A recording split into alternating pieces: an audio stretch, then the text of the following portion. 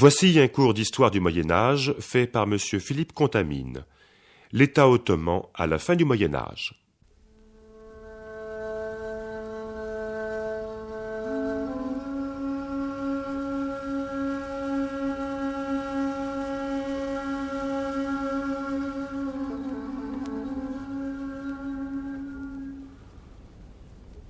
L'on sait comment, dans la deuxième moitié du XIIIe siècle, sur les ruines de la domination turque seljoucide, celle qui s'était emparée de l'Asie mineure à la fin du XIe siècle et contre laquelle avait eu à se battre la première croisade, apparurent dans la partie ouest de l'Anatolie des principautés beyliques installées dans les territoires que la guerre sainte, la Gaza, avait permis de conquérir aux dépens des Byzantins. D'où le nom donné à ces principautés, animées par la Gaza, les États gazis. Parmi ces principautés, la principauté constituée autour d'une tribu turque, la tribu des Turcs dits ottomans. Au début du XIVe siècle, cette principauté, déjà assez solide, est établie face à la mer de Marmara, de l'autre côté de Constantinople. Et dans les années 1330 commence leur grande expansion, qui aboutit à ce que, vers 1475, les Ottomans dominaient en Asie mineure l'ensemble de l'Anatolie et en Europe l'ensemble des Balkans, en gros, jusqu'au Danube. Une étape décisive de leur conquête avait été en 1453 la prise de Constantinople, ce qui mit un terme au millénaire empire byzantin. Naturellement, cette formidable expansion inquiéta beaucoup l'Occident chrétien, et surtout les peuples qui étaient en première ligne, les Hongrois, les Allemands. Très tôt, la papauté fut avertie du danger et l'on peut dire que, dès 1345, la croisade dite de Smyrne, elle comprit que le but de toute nouvelle croisade devait être de contenir la poussée turque et non pas de reprendre, aux dépens du sultanat des Mamelouks, Jérusalem. D'où l'attention que les différentes puissances européennes portent, à la fin du Moyen-Âge, à l'organisation de l'État et de l'armée du grand seigneur, du grand turc, comme on disait alors. Et parmi les meilleurs connaisseurs de ces rouages, de ce milieu, il y avait les marchands italiens qui y jouaient un rôle considérable, les gens d'Ancône, de Venise, de Florence, de Gênes. C'est le cas de Jacopo de Promontorio de Campis, qui, en 1475, a écrit, à l'intention de la ville de Gênes, un mémoire explicatif, longtemps inédit, et qui a été édité en 1956 par le grand historien que fut Franz Babinger. Ce mémoire sera largement utilisé ici.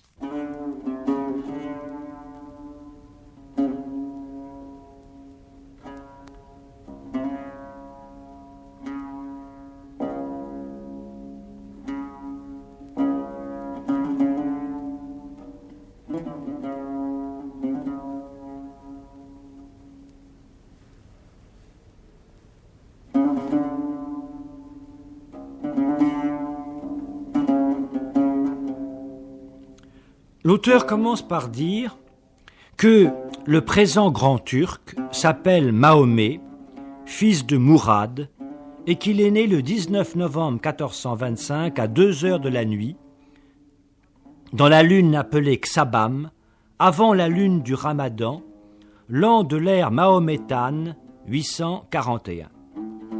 Précision à l'intention des astrologues. Il s'agit d'éventuellement prévoir l'avenir de Mahomet II en établissant le plus scientifiquement possible son horoscope. Ensuite, Jacopo de Campis porte son attention sur la partie centrale de la domination turque, autrement dit le sérail, le palais du grand seigneur. Il nous explique qu'à la porte du sérail de sa cour, le grand Turc a en permanence 800 hommes d'armes à cheval, tous nobles turcs, les spahis, avec arcs, flèches, lances, petites épées. Un tiers porte des cuirasses damasquinées très longues. Les 2 autres tiers n'ont pas d'armure. Et puis, il y a également 1000 cavaliers tartares, dont l'armement est semblable. Il tient encore 700 esclaves à cheval, armés de l'arc. 800 esclaves sont par ailleurs chargés de conduire à dextre les coursiers du grand seigneur lorsqu'il va à la chasse ou à la guerre, chacun de ces esclaves étant lui-même monté. Il y a 2 capitaines des écuries du grand seigneur, l'un qui a en charge tous les chevaux, les chameaux, les mulets, les mules, les chars de la Turquie et de la Grèce, l'autre est subordonné au premier. Les 2 ensemble ont à leur disposition 800 hommes. Les charrettes du grand seigneur sont au nombre de plus de 500. Les chameaux du charroi sont au nombre de plus de 2500. Il y a 600 mules et mulets. Les coursiers sont 500, les roncins au nombre de 2000. Viennent ensuite 250 solaki. Le document italien parle de sinistrari, qui se déplacent à pied et entourent la personne du grand seigneur dans ses déplacements. Jacopo parle des 4 capii basi, autrement dit des 4 capitaines des portes du premier sérail, préposés à la garde des dites portes nuit et jour. Chacun d'eux a sous ses ordres 500 hommes. Le maître de la salle, il l'appelle aussi le sénéchal, est à la tête de 150 gentilshommes, toujours présents à la cour, presque tous fils de seigneurs et disposant ensemble de 300 soldats. Ces gentilshommes sont des lettrés, aptes à des besognes diverses, et en particulier, on les charge de fonctions d'ambassadeurs. Les massiers du grand seigneur sont au nombre de 150 gentilshommes, équipés par le grand Turc, avec sous eux 250 soldats. Puis, le cœur de l'armée turque, les célèbres janissaires, ce qui veut dire la nouvelle armée, sont des esclaves chrétiens renégats, pris dans leur enfance et provenant de toutes sortes de pays. À partir de l'âge de 15 ans, nous dit Jacopo, 2500 sont envoyés en Turquie chaque année sous le joug de maîtres impitoyables. Ces esclaves, ces jeunes esclaves chrétiens renégats, doivent labourer, semer, bref, travailler la terre dans les conditions les plus dures, puis au bout de 6 ans de ce genre d'exercice, ils sont devenus dociles, obéissants, ils sont matés, ils sont domptés, et le grand seigneur en choisit 1500 sur les 2500 pour les incorporer à ses janissaires. Parallèlement, en même temps que 1500 nouveaux janissaires apparaissent, 1500 autres sortent du service ou sont employés ailleurs. En tout, il y a 6000 janissaires qui donc se renouvellent par quart chaque année. Ces janissaires sont des fantassins.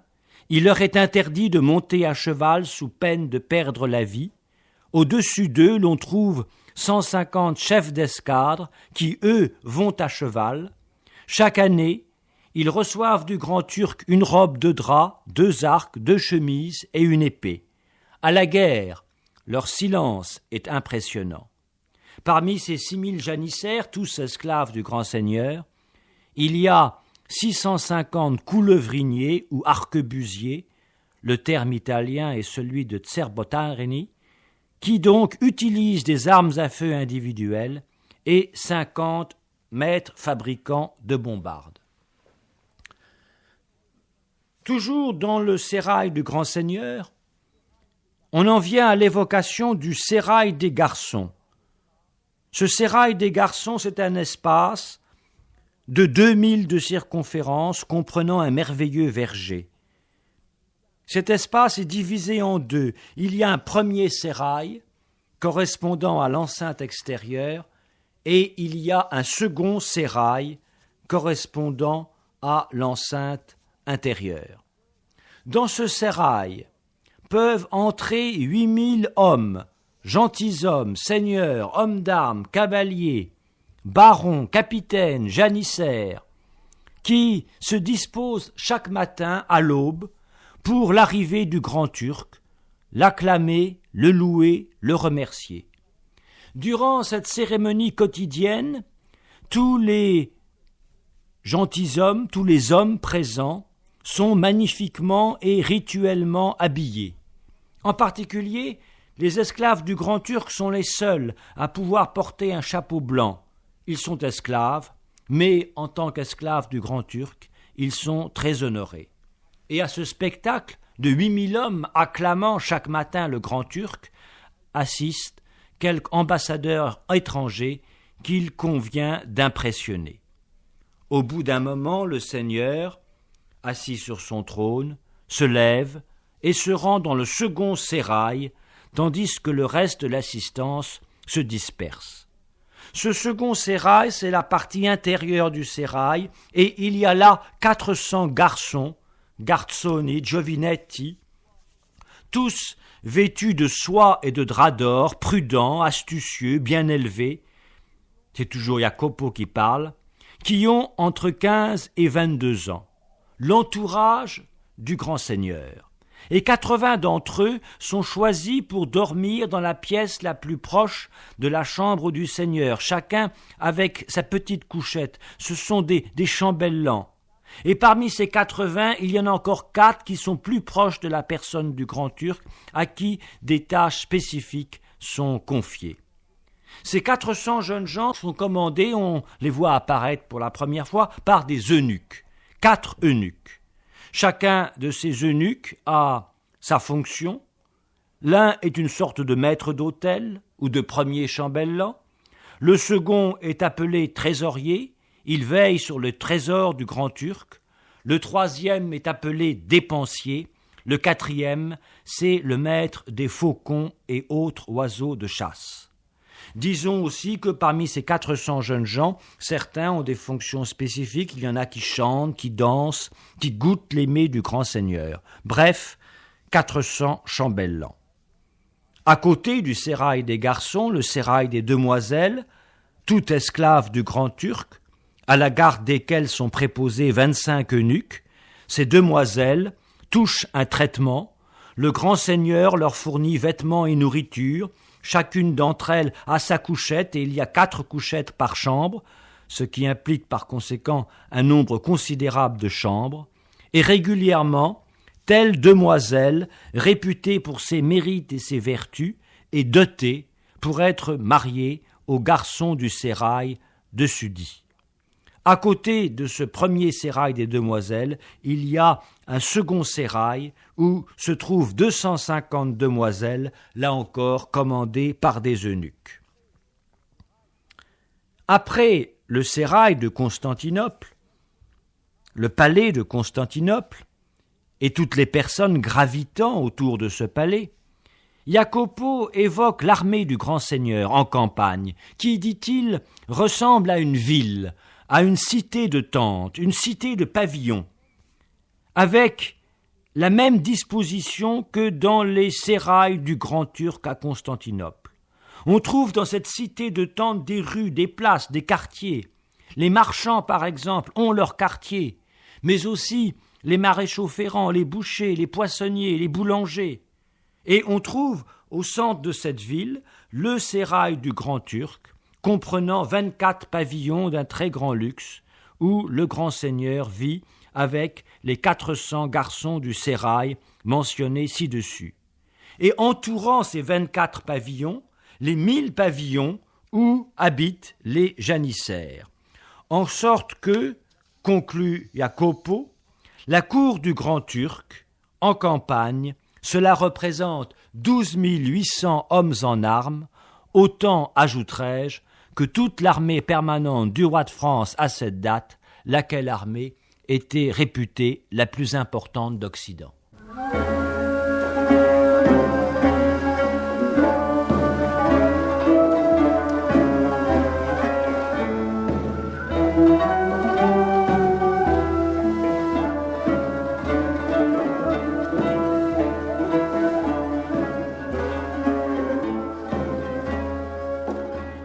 Après quoi, selon un plan très logique, Jacopo passe à l'examen des forces armées territoriales. Ces forces armées territoriales sont réparties en deux ensembles, les forces occupant la Grèce, les forces installées en Turquie. En Grèce, il y a un capitaine général, un Beglerbey, qui a sous lui 17 capitaines.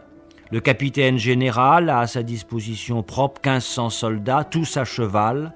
En cas de campagne militaire, il forme l'avant-garde, il précède le grand seigneur d'une journée de marche et lorsqu'il s'arrête, se recrée une ville éphémère de pavillons, à l'instar de celle du grand seigneur précédemment évoquée. Le charroi de ce capitaine général comporte 500 chameaux et 500 mules et mulets. On passe ensuite en revue les 17 capitaines particuliers, celui de Constantinople devant servir avec 1200 hommes, celui de Gallipoli, d'Andrinople, de Nicopolis, d'Albanie, de Morée, de Monastir, etc. En tout, 22 000 hommes. Il est vrai qu'une partie de ce troupe est destinée à rester sur place, même en cas d'expédition conduite par le Grand Turc. Il est même ajouté que dans toutes les provinces de Grèce, il y a 8000 Turcs, tous à cheval, appelés Akenji, qui ont le droit de labourer et de semer avec 2 ou 3 paires de bœufs dans les domaines du grand seigneur sans payer la dîme. Ce sont des corsaires, pour ainsi dire. C'est ainsi que Jacopo les qualifie, habitant dans les villages des chrétiens soumis. Ils sont obligés de chevaucher à leurs dépens lorsque le grand seigneur leur en donne l'ordre, hommes courageux et de mauvaise affaire. Et à côté de ces 8000 Turcs à cheval, il y a 6000 Azapis, pour lesquels Jacopo n'a pas la même estime, des Turcs pauvres, des hommes du peuple, beaucoup moins valeureux que les précédents. Après la Grèce, la Turquie, où nous trouvons, là encore, le Beglerbey des Turcs, le capitaine général des Turcs, qui commande à 15 capitaines locaux. Tous doivent fournir un total de 17 000 hommes en cas de mobilisation, et là aussi, il faut ajouter des Akengi et des Azapis, soit 12 000 hommes. En cas de guerre, le capitaine général de Turquie forme l'arrière-garde, et au milieu de cette armée en marche, l'avant-garde, les hommes de Grèce, le centre, l'armée du Sérail, l'arrière, l'armée de Turquie, il y a l'artillerie mobile.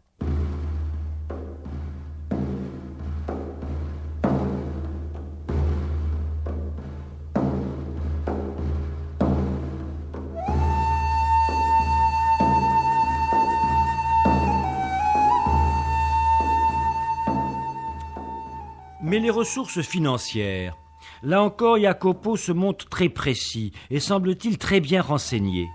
Il y a d'abord un impôt par tête, un fouage, pesant sur 550 000 chrétiens, ce qui voudrait dire qu'à cette date, peut-être, l'Europe conquise était peuplée de quelque 2 750 000 âmes. Chaque année, au mois de juin, 20 procureurs, chacun accompagné de 20 cavaliers, parcourent les provinces et les villages pour exiger cet impôt qui doit être rentré entre les mains du grand seigneur au mois d'août. Un peu plus d'un ducat d'or et demi par foyer. Un ducat, c'est une pièce de 3,5 grammes d'or. Ce qui, par comparaison avec ce que l'on sait de la fiscalité à cette époque, dans les pays occidentaux, ne paraît pas extravagant. En tout, 850 000 ducats.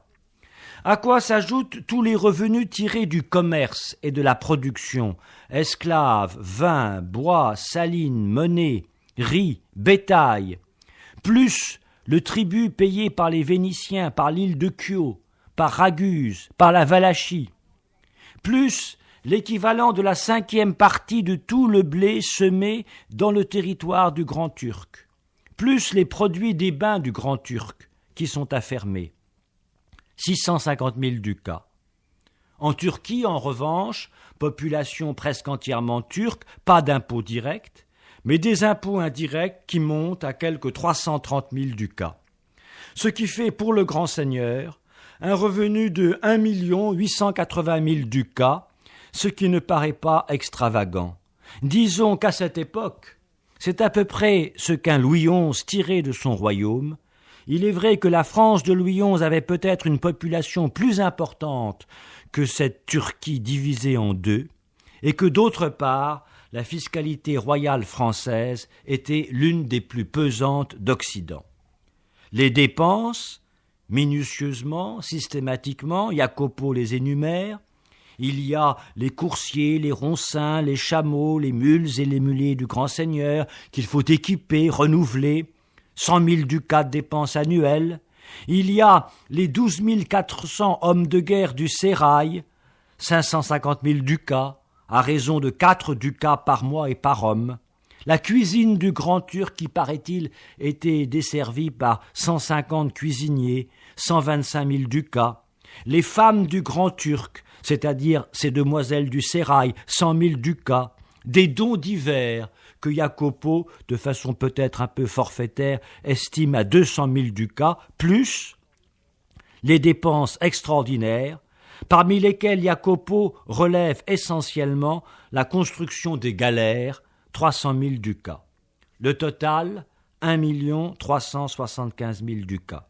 Ce total, naturellement, doit être rapproché du total des revenus, 1 880 000. Conclusion, moralité, le Grand Turc, prince sage et prévoyant, est en mesure de mettre chaque année ordinaire 500 000 ducats dans son trésor, et cela en entretenant une armée considérable, 12 800 hommes, plus les 32 800 du Beglerbey de Grèce, les 30 400 du Beglerbey de Turquie, summa summarum, somme des sommes, 76 000 hommes, dont, ajoute Jacopo, il est vrai que la moitié sont inutiles.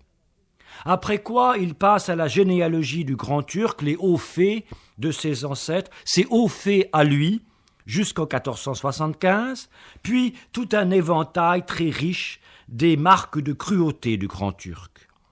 Le but, malgré tout, de Jacopo n'est pas d'épouvanter les puissances européennes, mais de suggérer que la force du Grand Turc est considérable sans être démesurée, ni par conséquent invincible.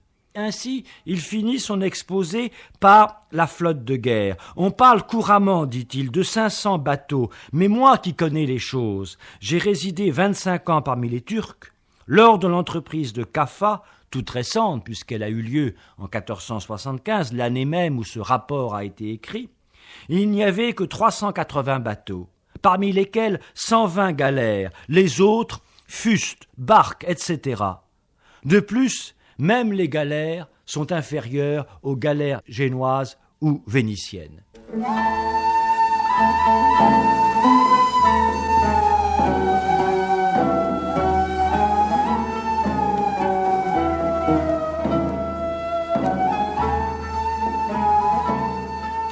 Ainsi, l'État turc, en cette fin du XVe siècle, organisme simple et vigoureux, c'est d'abord et avant tout l'armée. Mais une armée qui ne détruit pas systématiquement ce qu'elle a entrepris de conquérir. Il faut bien qu'elle vive des tributs, qu'elle vive des échanges, qu'elle vive de la production. Avec cette armée, le grand seigneur vise, à la limite, à devenir l'empereur universel. En 1466, Trapézontios s'adresse en ces termes à Mahomet II. « Nul ne doute que vous êtes l'empereur des Romains, celui qui légalement est le maître de la capitale de l'Empire et l'empereur, et Constantinople est la capitale de l'Empire romain. » Nous avons aussi le témoignage de Giacomo de Languschi. De son point de vue, dit-il, Il devrait y avoir un seul empire, une seule foi et un seul souverain dans le monde entier. Aucune place n'est supérieure à Istanbul pour l'instauration de cette unité du monde. Le conquérant croit que grâce à cette cité, il pourra étendre sa domination à tout le monde chrétien. La grande faiblesse de l'État ottoman, c'était le problème de la succession avec cette multitude d'épouses qui, juridiquement, étaient des concubines, puisque depuis le XVe siècle, le sultan ottoman n'a plus d'épouses légitimes. Pas de règle de succession.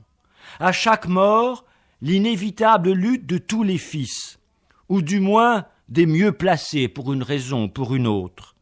Mahomet II consigna la règle selon laquelle, pour l'ordre du monde, critère suprême, et pour l'indivisibilité de l'État, un sultan pouvait faire périr ses frères. D'où, par exemple, la crise à la mort de Mahomet II en 1481. Il y eut une sanglante révolte des janissaires et une guerre entre les deux prétendants au trône, Djem et Bayezid. Ce fut Bayezid qui l'emporta, et l'on sait comment Djem se réfugia en Occident et comment Charles VIII chercha à l'utiliser dans le cadre de la grande croisade pour reprendre Constantinople qu'il envisageait, et dont les guerres d'Italie, l'expédition de Naples, ne devaient être que les prémices. Bayezid se révéla un grand politique dans un premier temps. Aussi longtemps que Djem fut en vie, il négocia, se rapprocha avec l'Occident, d'où des contacts avec Venise, Naples, la papauté, contre la grande menace que pouvait représenter, hypothétiquement, Charles VIII. Mais, une fois Djem disparu, il entreprit un grand programme de construction navale. Or, l'absence d'une flotte de guerre, c'était, notre Génois l'avait vu, le point faible de la force armée ottomane. Désormais, l'Empire ottoman est partie prenante du concert européen. Cela préfigure le temps de François Ier. En 1497, plusieurs villes d'Italie offrent à Bajazet un tribut de 50 000 ducats afin qu'il attaque Venise, considérée comme puissance menaçante de la péninsule italienne. De fait, cette guerre eut lieu. En 1499, l'épande fut prise, mais les Vénitiens trouvèrent des alliés, des secours, les Hongrois, le secours naval des Espagnols, des Français, de l'ordre de l'hôpital, du pape, des Portugais, et du coup, Bajazet n'osa pas faire franchir l'Adriatique à ses troupes. Il traita avec Venise en 1502, avec la Hongrie en 1503. Mais c'était trop tard, l'Empire ottoman était devenu pour très longtemps, jusqu'à Lépante, une puissance méditerranéenne, d'autant qu'à partir de 1492, dans la mesure où Grenade était tombée, l'Espagnol songeait à développer son emprise sur le Maghreb, et les corsaires ottomans, disons les gazis de la mer, transportent leurs activités de la Méditerranée orientale à la Méditerranée occidentale. Le plus fameux de ces corsaires, Kemal Reis, fut d'ailleurs le responsable de l'organisation de la flotte ottomane autour des années 1500.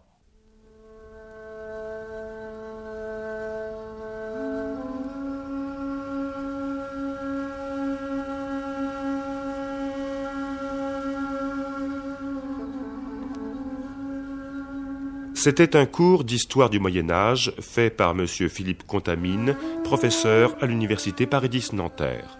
Chargé de réalisation, Pascal Wojciechowski.